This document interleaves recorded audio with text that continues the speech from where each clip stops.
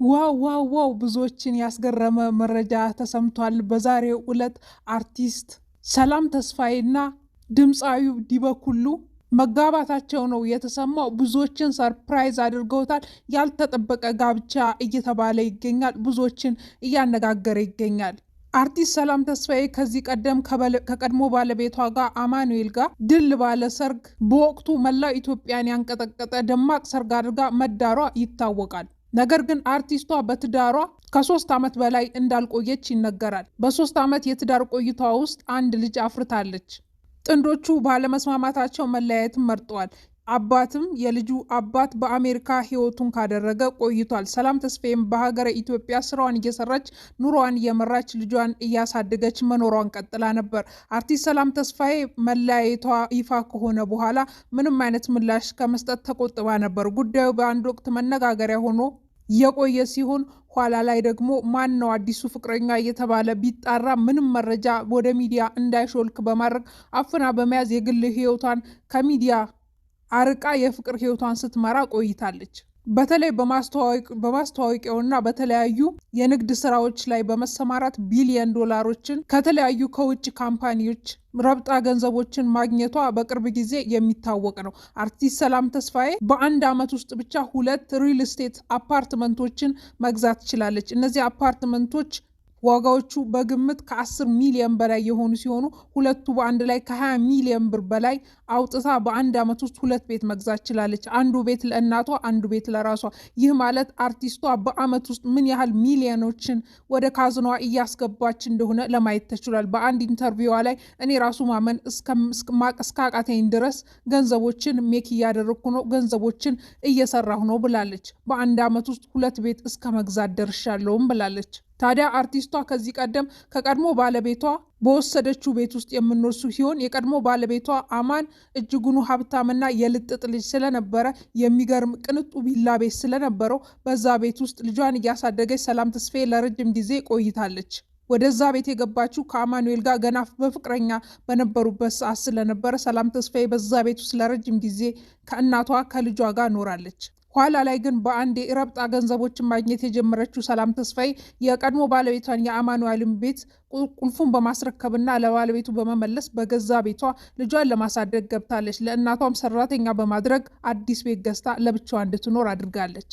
እጅግ የሚያስገርም የሚያስደንቅ ለውጥ ነበር በአንድ ዓመት ውስጥ ያሳየችው። ይህ የተፈጠረው በ2016 ነበር። ሰላም ተስፋዬ ቤቷን ገንዘቧን ካሟላች በኋላ ታዲያ በተደጋጋሚ ከአርቲስት ዲበኩሉ ጋር ስሟ ይነሳ ነበር። እሷ ግን ምላሽ ከመስጠት ተቆጥባ ጉዳዩን ሚስጥራዊ አድርጋ ቆይታለች። ዲበኩሉ ከዚህ ቀደም አንዲት ፍቅረኛ የነበረችው ሲሆን ከእሷ ጋር ትዳር ሳይመሰርት አብሮ እየኖረ አንድ ልጅ ማፍራት ችሏል። ስምምነት ውስጥ ሳይገቡ ቆይተው በሽማግሌ ውስጥ ሆነው መኖር የቀጠሉት ዲበኩሉና ፍቅረኛው በመጨረሻም ተለያይተዋል። የዲበኩሉ መለያየት ቀደም ብላ የተለያየችው ሰላም ተስፋዬ የድሮ የልጅነት ጓደኛው ጋር እንዲመለስ አድርጎታል። ዲበኩሉ አንድ ልጅ ሲኖረው ሰላም ተስፋዬም ከቀድሞ ትዳሯ አንድ ልጅ አላት። ታዲያ እነዚህ ጥንዶቹ አግብቶ የፈቱ አንድም ልጅ ያላቸው ሲሆኑ ለመግባባት አልከበዳቸውም። ከዛ በላይ ደግሞ ሰላም ተስፋዬ ተወልዳ ባደገችበት ሁመራ ከተማ ዲበኩሉም የሁመራ ከተማ ልጅ ነው። አብረው ጥበብንና ሙዚቃን ሲማሩ አብረው ወደ አርቱ ወደ ሚዲያ ስራዎች ሲገቡ አብረው ነበር የገቡት። በዛች ሀገር ላይ ከልጅነት ትውውቅ ያላቸው እነዚህ አርቲስቶች በጓደኝነት ለረጅም ዓመት ቆይተው ነበር። በመሀል ግን ሰላም ተስፋዬ ወደ አዲስ አበባ ከመጣች በኋላ በአርቱ ላይ የሚሰሩ ቤተሰቦች ያሉት ይህ አማኑኤል እሱን ከተዋወቀች በኋላ ወደ አርቱ ለመግባትና ብዙ ሰዎችን ለመታወቅ የረዳትን አማኑኤልን አግብታ ከዲበኩሉ ጋር ያላትን ግንኙነት መሰረዟ ይታወቃል። ታዲያ ከፍቹ በኋላ ዲበኩሉና ሰላም ተስፋዬ ዳግም በመገናኘት ሁለቱም በፍች ሂደት ላይ ሆነው አብረው በፍቅር እንደቆዩ ነው የተሰማው። ለሱም ማሳያ እንዲሆን ታዲያ ዲበኩሉ አንድ ዘፈን ተጫውቶላት ነበር። ያ ዘፈን በወቅቱ መነጋገሪያ ሆኖ ነበር። በክሊፑ ላይም ሰላም ተስፋዬን አሳትፎ ግጥሙ ቀጥታ ለሰላም ተስፋዬ የድሮ ትዝታውንና ፍቅሩን የሚያሳይ በሚገርም ግጥምና ድንቅ ዜማ አቀንቅኖላታል። ታዲያ ጉዳዩ መነጋገሪያ ሲሆን ሰላም ተስፋዬ ሚስጥሩን ላለማውጣት አፍና ይዛ ቆይታለች። ብዙ መረጃዎች ከዛ በኋላ የወጡ ሲሆን ዲበኩሉና ሰላም ተስፋዬ የልጅነት ጓደኞች እንደነበሩና በተለያዩ ኪነ ጥበብና በአርት ስራዎች አብረው በሁመራ ከተማ እየተሳተፉ ይኖሩ እንደነበረ መረጃዎች ወጡ። ሰላም ተስፋዬ ግን ምላሽ ከመስጠት ተቆጥባ ነበር። ኋላ ላይ አንዳንድ ፎቶች ራሷ ሰላም ተስፋዬ በኢንስታግራም ፎቶቿ ላይ ትፖስት ነበር። ይህም ደግሞ ከዲበኩሉ ጋር በፍቅር ሆኖ የሚያሳዩ ጥልቅ ፍቅር እንዳለ የሚያሳዩ ፎቶዎችን ታጋራ ነበር። ያም ሆኖ ግን ዲበኩሉ ወንድም ጓደኛዬ ነው ትል ነበር። ታዲያ በአንድ የህይወት አቅጣጫና መስመር ላይ ከአንድ ቤተሰብ ከአንድ ዘር የመጡ መነሻቸውም ሁመራ የሆነው እንዲሁም አሁን ደግሞ በአንድ የህይወት መስመር ላይ ያሉት በሚዲያ ስራዎች ላይ ያሉ እንዲሁም ደግሞ በፍቺ ሂደት ላይ ያሉ እንዲሁም ከሌላ አንዳንድ ልጅ ወልደው ያሉ ሰዎች እነዚህ ሰዎች ለመረዳዳት ብዙ አልከበዳቸውም። ሰላም ተስፋዬ አሁን ላይ በህይወቷ የሚረዳትን ሰው ያገኘች ይመስላል። ሁለቱም እውቅናና ዝና ያላቸው ተወዳጆች ናቸው። በራሳቸው ብዙ ሀብትን ለመፍጠር ብዙ በሚዲያው ስራ ሰርተዋል። ዲበኩሉ በጎሉ ጃኖ ባንድን በማቋቋም ጥሩ ገቢ ከጃኖ ባንድ በአንድ ወቅት ማግኘቱ የሚታወቅ ነው። አሁን ላይ ጃኖ ባንድ ቢፈርስም ዲበኩሉ በተለያዩ ስራዎች እስካሁን ገቢ ማግኘቱ አልቆመም። ጥሩ ገቢ ያለው ሰው ነው። ታዲያ በመጨረሻም ዲበኩሉና ሰላም ተስፋዬ እንደተጋቡ ነው በዛሬው ዕለት የተሰማው።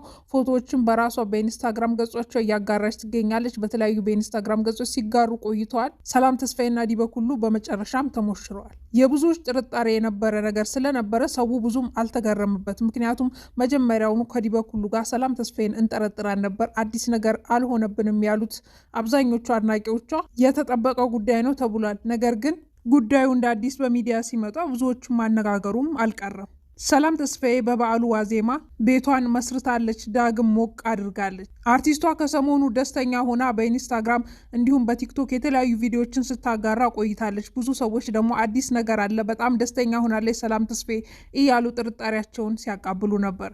በመጨረሻም ደስተኛ ሆናለች። የቀድሞ ትዳሯ ሰላም ተስፋዬ የፈረሰባት በርቀት ምክንያት ነው። ሌላው ደግሞ ሰላም ተስፋዬ ሴትነቴን አስከብራለሁ፣ ማንም የኔን መብት እንዲጋፋኝ አልፈልግም የሚል ጠንከር ያለ አቋም ስላላት በዚህ ምክንያት ደግሞ ከባለቤቷ ጋር ሊስማሙ አልቻሉም። ባለቤቷ ወዴት ነው የምትወጪው? የቀድሞ ባለቤቷ አማን ወዴት ነው የምትወጪው? ወዴት ነው የምትገቢ ብሎ ጥያቄ ቢያቀርብላት ሰላም ተስፋዬ ደግሞ ነፃነቴን እንድትነሳኝና ማንም የወጣሁበትና የገባሁበት እንዲጠይቀኝ አልፈልግም፣ በእኔ ላይ እምነት ሊኖርህ ይገባል የሚሉ የሴትነት መብቴን አስከብራለሁ የሚሉ አስተሳሰቦቿ ትዳሯ እንዲፈርስ ሆኗል። ሰላም ተስፋዬ ዛሬም ሆነ ነገ ከዚህ አቋሜ ፍንክች አልልም፣ ይህ ጸባዬ ነው፣ ራሴን አስከብሬ እኖራለሁ የምትለው አርቲስቷ አንድ ሴት የራሷን መብት መጠየቅ አለባት ብላ የምታምነው በዚህ ጠንከር ያለና ደረቅ ያለ አቋም ያላት አርቲስቷ ከአርቲስቶቻችን ለየት ያለ ባህሪ እንዳላት እንዲነገር ለረጅም ጊዜ አድርጓል። ታዲያ የቀድሞ ትዳሯ ጋር በእነዚህ ባለመግባባቶች በገዛ ፍቃዷ ትዳሯን ራሷ አፍርሰዋለች። ማለትም አማን ጥሏት አልሄደም። ራሷ ግን ትዳሩን መፍታት እንደምፈልግና በእንደዚህ አይነት ትዳር ውስጥ ነፃነት በሌለው ሁኔታ ውስጥ መቆየት እንደማፈልግ በማሳወቅ የፍቺ ሂደቱ እንዳስጀመረች ነው የሚነገረው።